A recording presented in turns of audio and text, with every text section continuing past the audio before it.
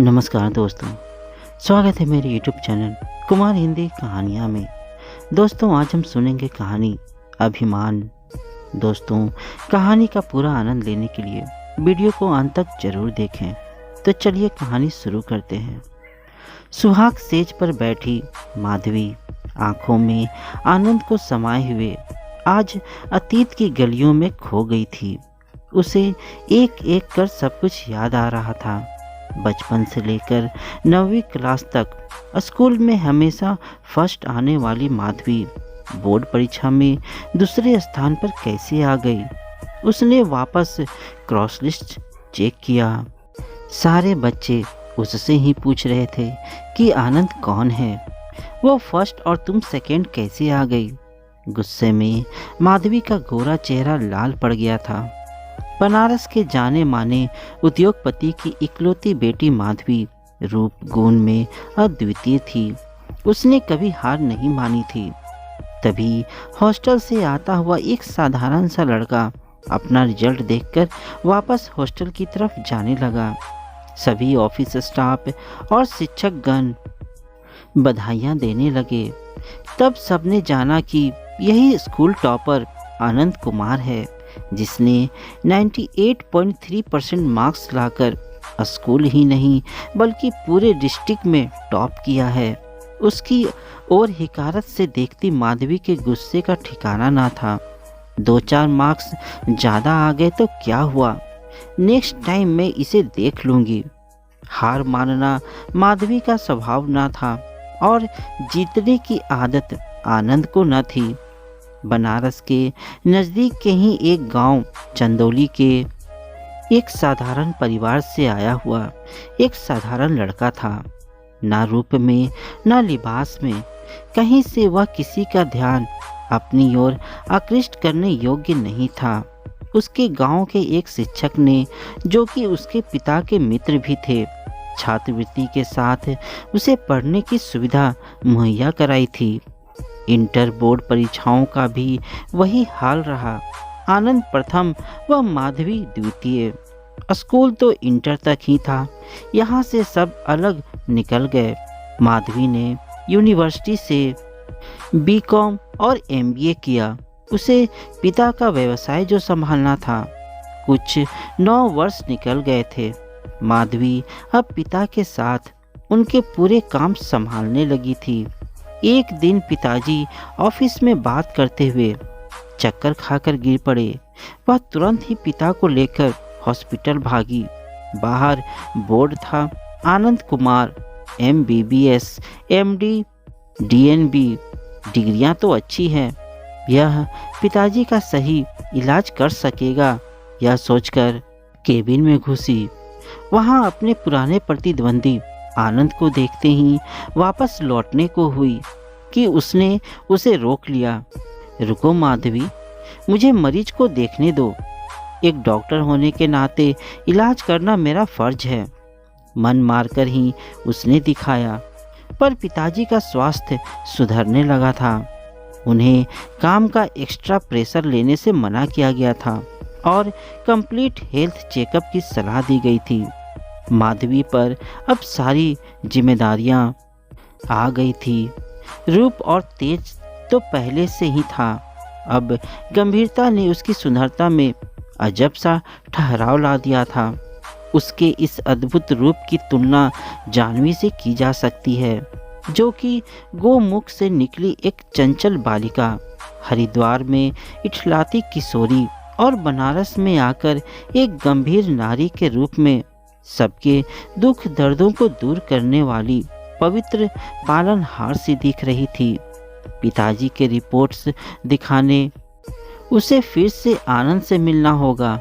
उससे मिलते ही उसे सारी चुनौतियां याद आ जाती। कैसे उसने उसकी जगह ली और तो और इतना बड़ा डॉक्टर बन गया। माधवी का अभिमान आहत हुआ था, पर उसने किसी को कुछ नहीं कहा। गंभीरता का आवरण ओढ़कर सारे रिपोर्ट्स के साथ वह आनंद के केबिन में खड़ी थी। पिताजी का कोलेस्ट्रॉल बढ़ा हुआ है और हार्ट के पास कुछ ब्लॉकेज भी दिख रहा है। जल्दी ही ऑपरेशन भी करना होगा। आनंद ने कहा, तुमसे नहीं कराऊंगी। तुम मेरे पिताजी का ऑपरेशन ठीक से नहीं करोगे।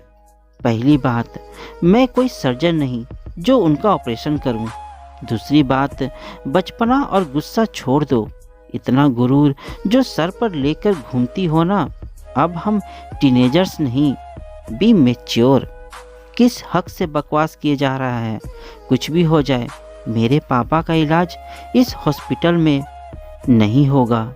मन में यह बात ठानकर गुस्से से पैर पटकती हुई वह बाहर निकली। फिर उसने बहुत से हॉस्पिटल में पता किया। सभी ने डॉक्टर आनंद का नाम ही सुझाया और ऑपरेशन के लिए भी अच्छी सुविधाएं उसी अस्पताल में ही मौजूद थी।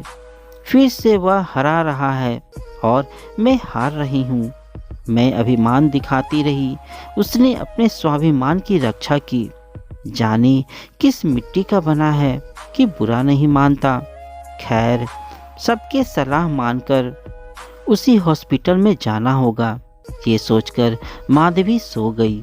आज चांद को अपनी खिड़की से निहारता आनंद जाग रहा था।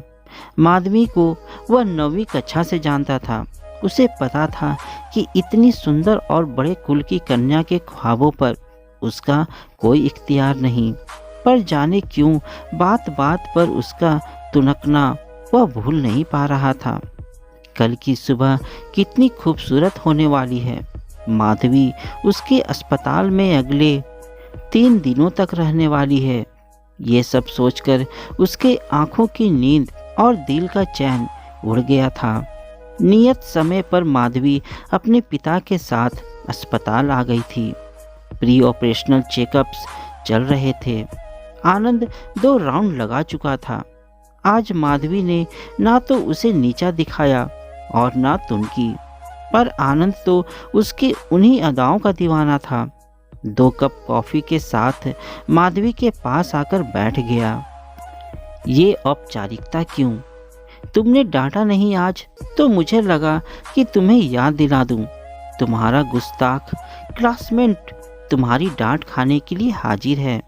माधवी पिता की चिंता में गंभीर मुद्रा में बैठी थी, पर आनंद के इस नवीन बदलाव को देखकर उसे हंसी आ गई। कब तक मेरी डांट सुनोगे? सारी उम्र। किस हक से? दोस्त समझ लो। माँ ने सब सुन लिया था और एक अरसे बाद बेटी को हंसती देख मन ही मन आनंदित थी। उन्हें अपनी बेटी के लिए आनंद जैसा ही दामाद चाहिए था। बस पति घर स्वस्थ लौटे तो इसी लगन में बेटी के हाथ पीले कर दूंगी। इन्हीं विचारों में खोई थी तभी माधवी ने बताया कि ऑपरेशन सफल रहा माँ। थोड़ी देर में पिताजी को होश भी आ जाएगा। माधवी पहली बार नतमस्तक थी। आनंद ने समय पर पिता का इलाज कर उनके प्राणों की रक्षा की थी। 2 दिन बाद दिवाली थी। माँ ने मन ही मन आनंद को अपना जमाता मान लिया था। उन्होंने दिवाली के दिन माता पिता के साथ आने का निमंत्रण भी दे डाला। आनंद तो जैसे इसी ताक में था। दिवाली की रात दियों और पटाखों से जब सारा जहां रोशन था, तब माधवी और आनंद को एक बंधन में बांधने की तैयारियां चल रही थी। दोनों शर्माकर बाहर आ गए थे। माधवी आनंद को पाकर गर्व महसूस कर रही थी और आनंद ने तो जैसे माधवी को पाकर जग जीत लिया था। 4 दिन बाद का ही मुहूर्त निकला था। विवाह संपन्न हो गया। अब दोनों एक दूसरे के हो चुके थे। तभी दरवाजे पर हुई दस्तक से माधवी की लंबी तंद्रा टूटी। वह वर्तमान में लौट आई। मैं आई कम इन मैडम? कौन?